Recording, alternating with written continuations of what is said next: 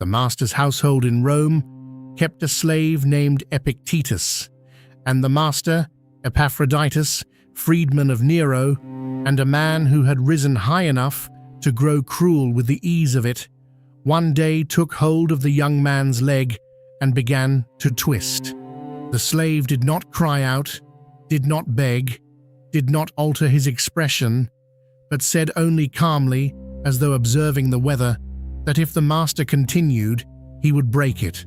The master continued, and the leg broke, and the slave said, with the same evenness, only this, I told you, it would break. Whether the story is precisely true, whether Celsus recorded it faithfully, or whether Origen embellished it in the passing on, we cannot now know with certainty.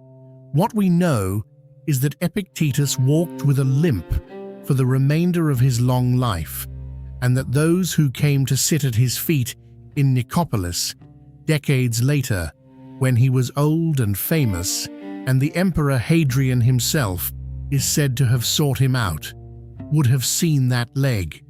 They would have seen the body of a man who had once been another man's property, and they would have heard him say, over and over, in 100 different formulations, the sentence that is the foundation of everything he taught.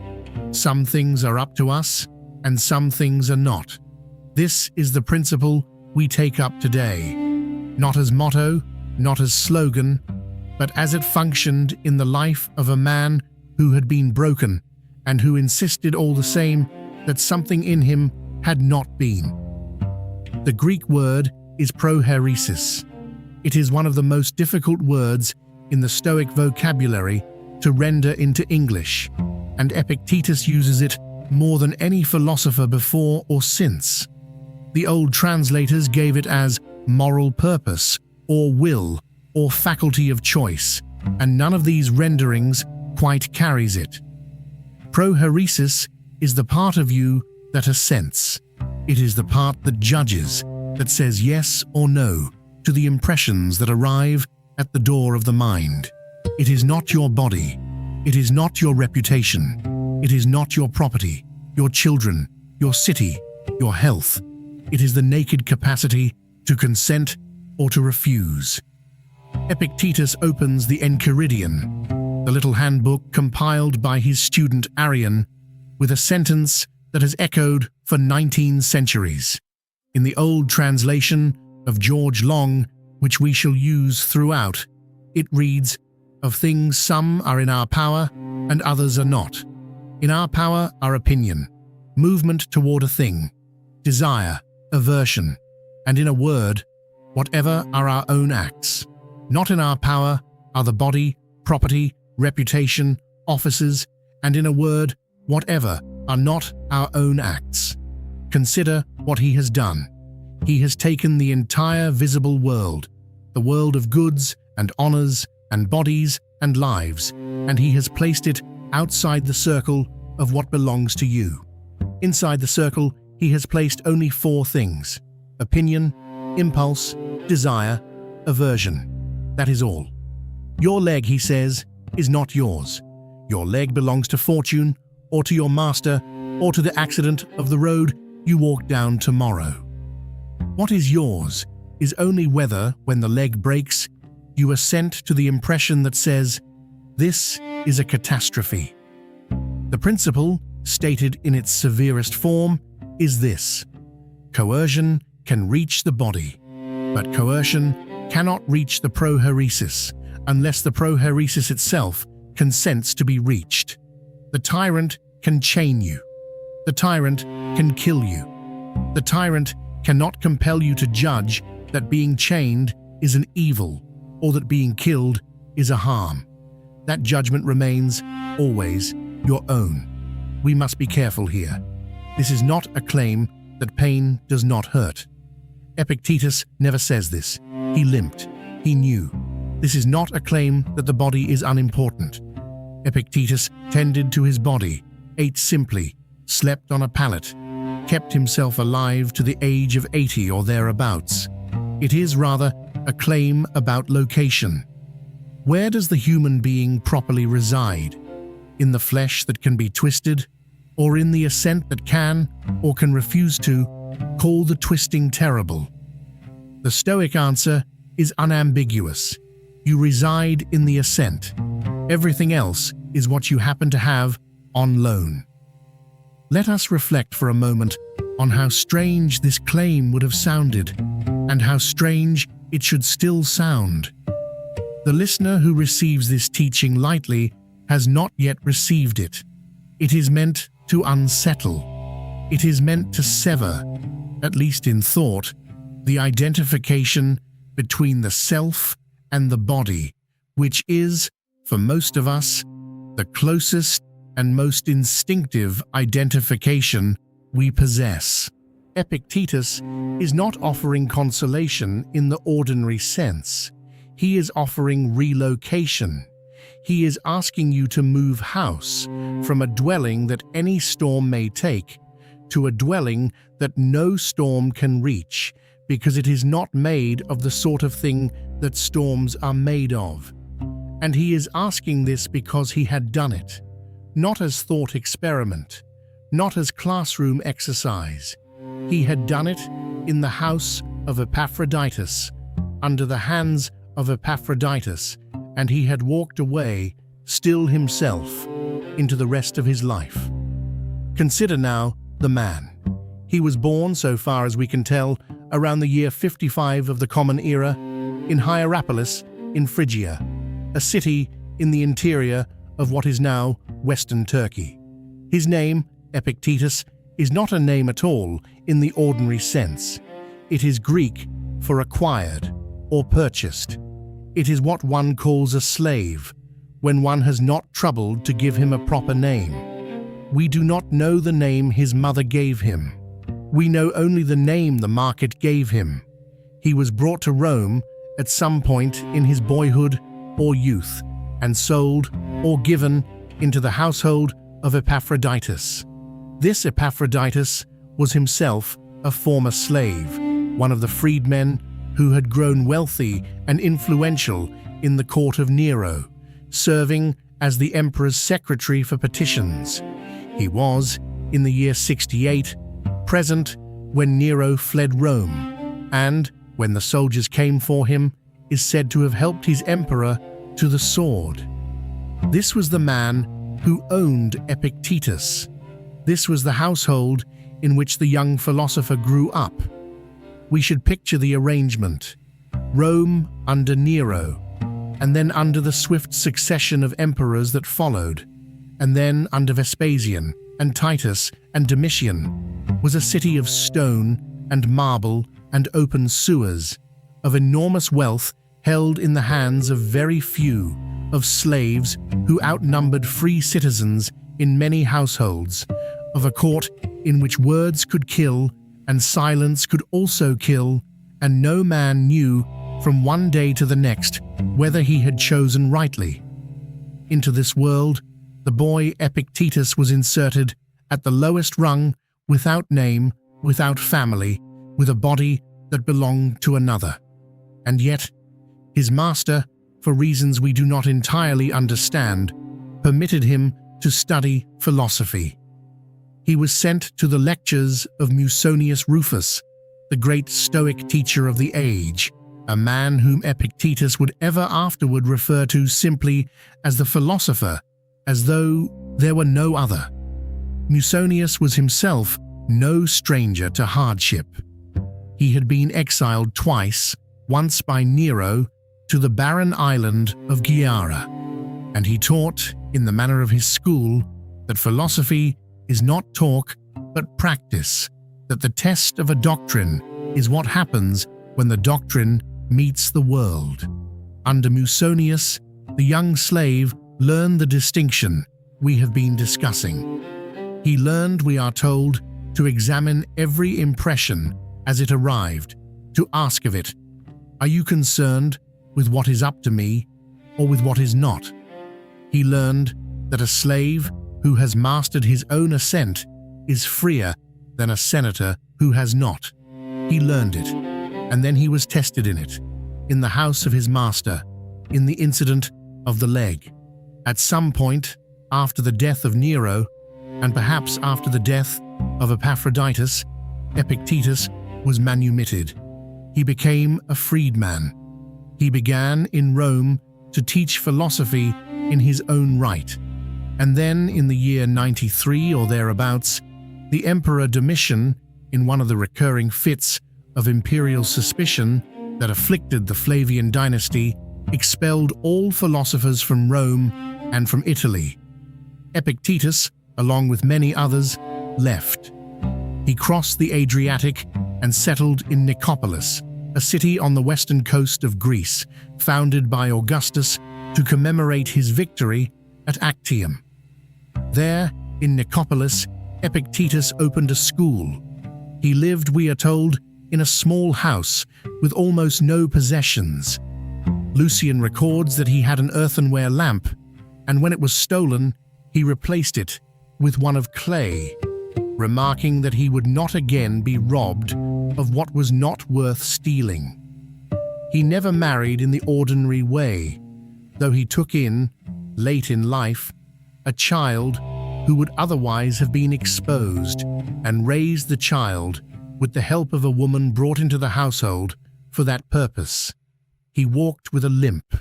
He grew old. Students came from across the Greek and Roman world to hear him.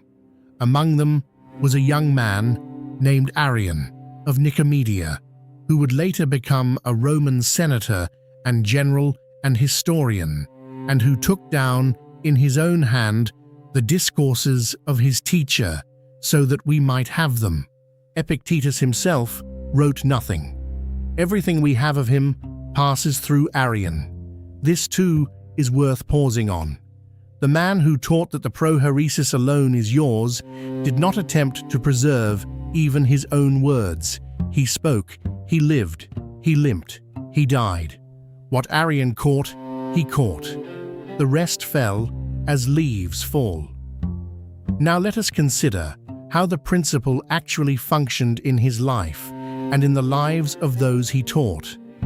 The first thing to notice is that Epictetus did not treat the doctrine as a comfort administered after the fact. He treated it as a daily exercise practiced in advance of any test. In the Discourses Book I, Chapter 1, he writes, in Long's rendering, "What then should we have ready at hand in such circumstances?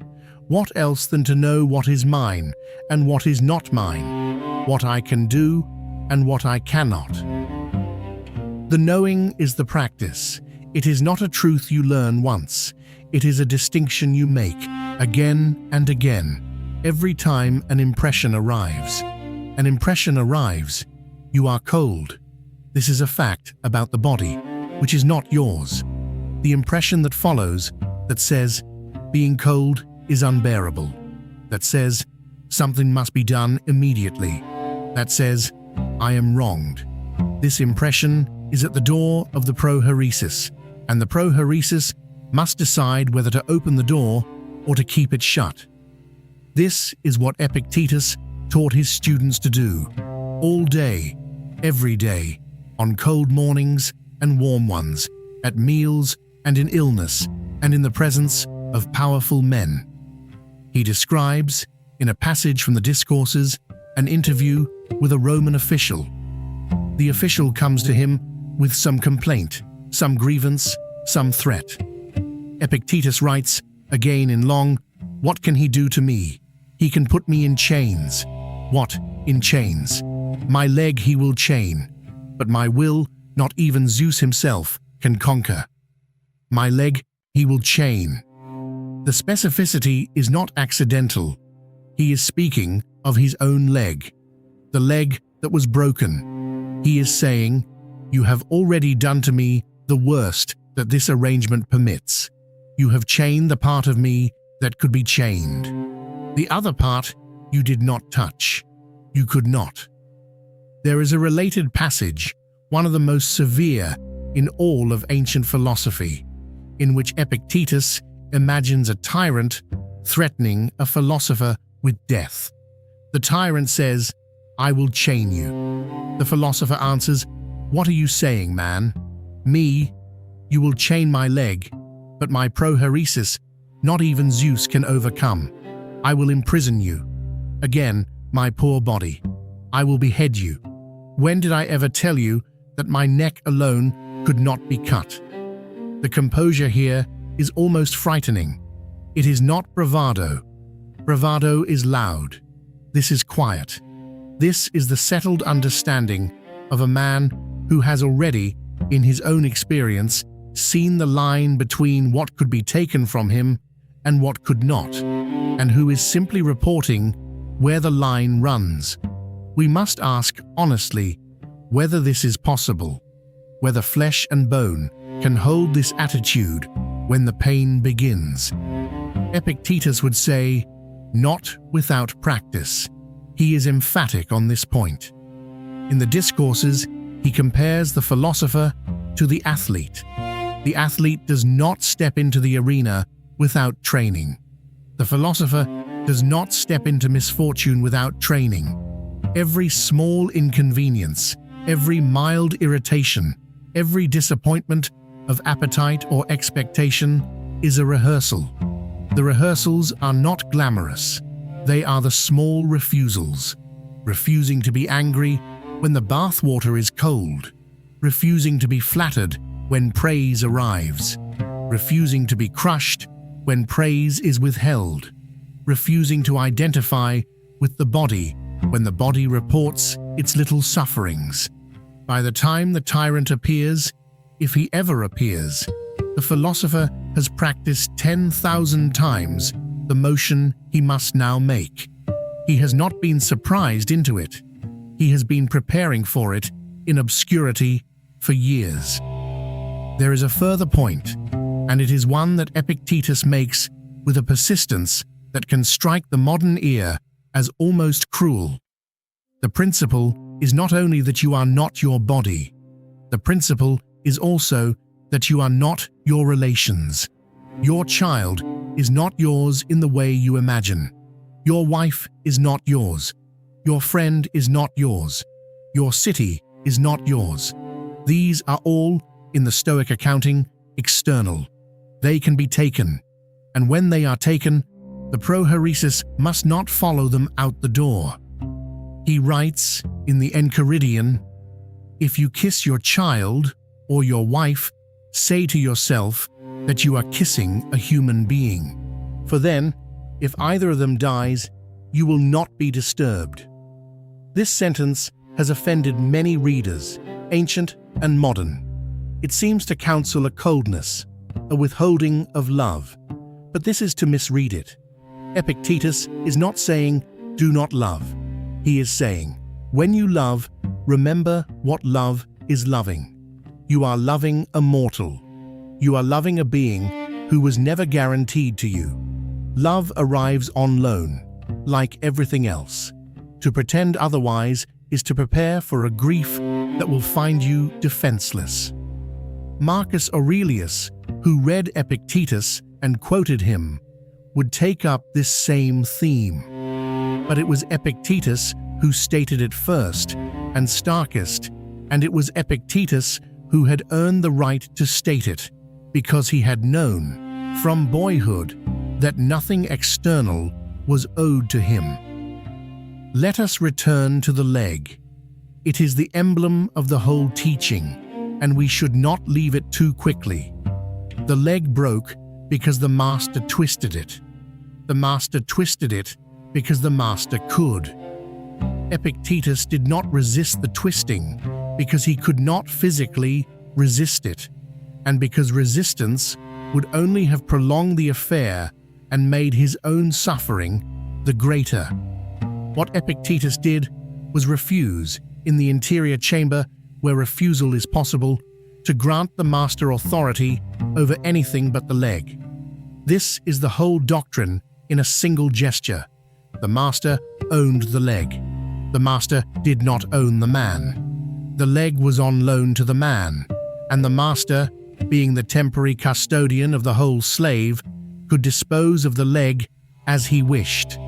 What the master could not do, what no master and no emperor and no god can do was compel the slave to judge that the breaking of the leg was, in the deeper sense, a harm to him, because harm, in the Stoic accounting, is not what happens to your body. Harm is what happens to your prohairesis, and your prohairesis is harmed only by your own wrong assent. If you assent to the impression that says, "I have been ruined," then you have been ruined, but by yourself, not by the master. If you refuse that assent, if you say instead, quietly, without theatre, "My leg is broken. This is a fact. My prohairesis is intact. This too is a fact," then the master has broken a leg, but he has not broken you. I told you it would break. The sentence is not a taunt. It is a report. It is the report of a man who has watched, from a small distance within himself, what was happening to a body that he did not, in the ultimate sense, consider to be him. Now the structural lesson. What is Epictetus actually teaching? He is teaching, first, that the self has a location, and that the location is not obvious. Most human beings, most of the time, locate themselves in the body and in the body's circumstances. When the body is well, they consider themselves well. When the body is honored, they consider themselves honored. When the body is threatened, they consider themselves threatened. Epictetus says, "This is a mislocation. You are not in the body. You are in the assent. The body is the house. The assent is the tenant. When the house shakes, the tenant may remain still. If the tenant knows, he is the tenant and not the house."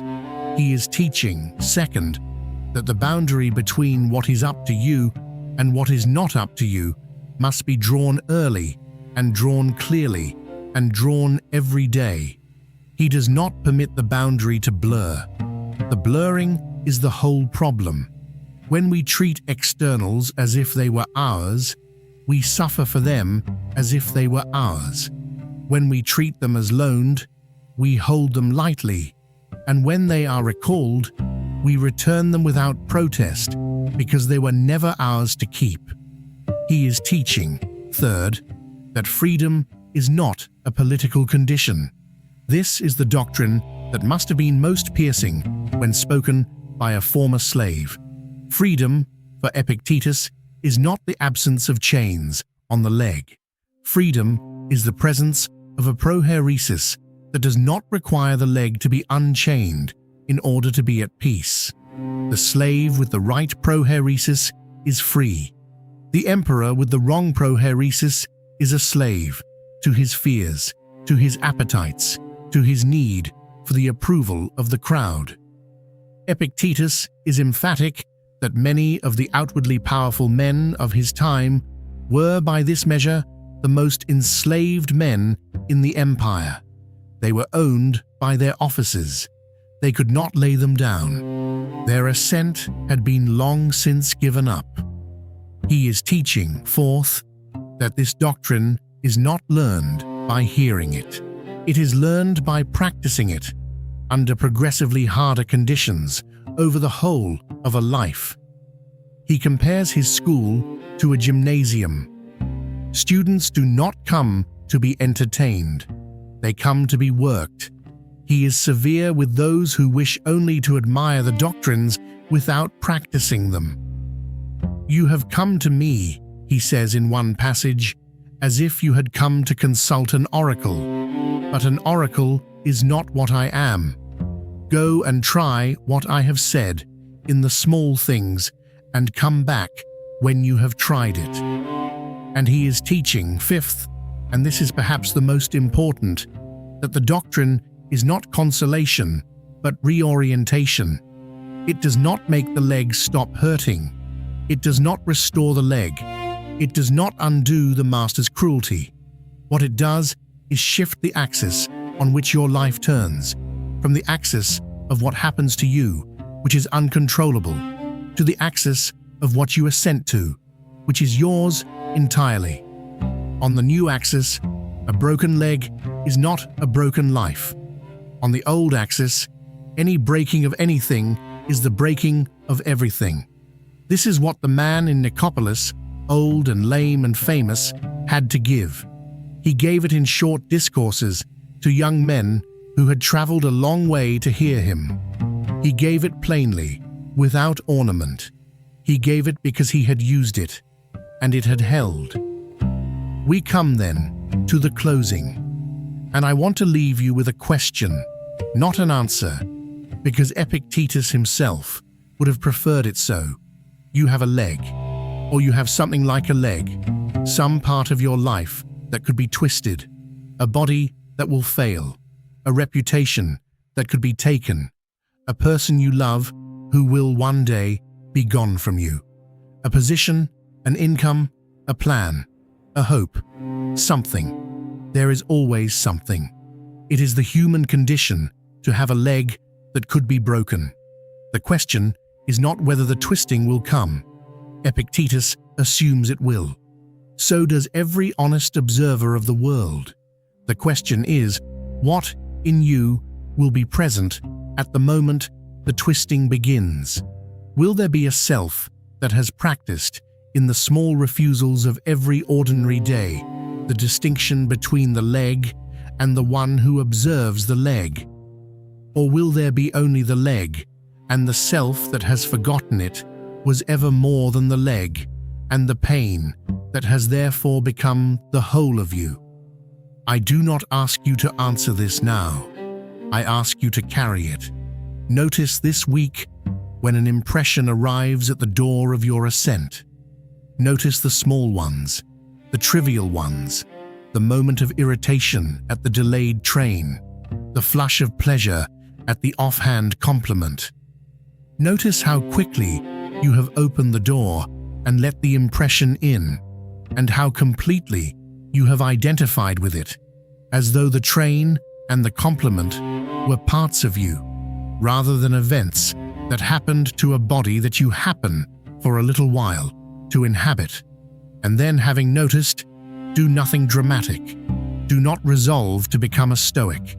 Do not announce anything to anyone. Simply, once, quietly, with respect to one small impression, ask the old question, is this up to me, or is it not up to me? And let the answer settle where it settles. This is how Epictetus began. In a house in Rome, with a master he did not choose, with a body that was not, in the world's accounting, his own. He asked the question. He asked it again. He asked it, we may suppose, 10,000 times before the day the leg broke. And when the day came, the question had already been answered so many times that he was able to say what he said without effort, as one reports the weather.